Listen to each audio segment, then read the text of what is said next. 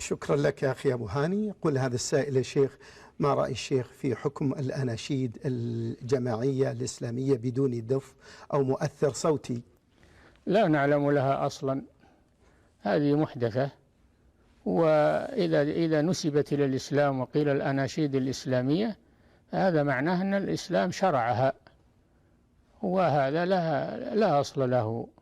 أيضا هذه الأناشيد إذا اعتبرت للطاعة والقربة فإنها من شعار الصوفية، فهم الذين يتخذون الأناشيد يتخذونه عبادة لله عز وجل. فالحاصل أن المسلم لا يلتفت إليها.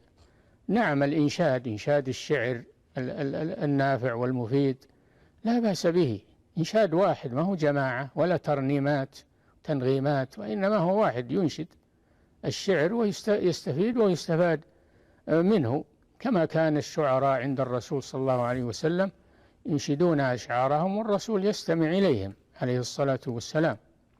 وكذلك وقت العمل والملل من العمل يرتجزون لينشطهم ذلك على العمل، وهذا لا تسمى أناشيد، هذه إنما هي مقطعات تنشطهم على العمل، ولا تكون في صوت واحد منغم ولها فرق إنشادية، ولا كل هذا مما أحدث.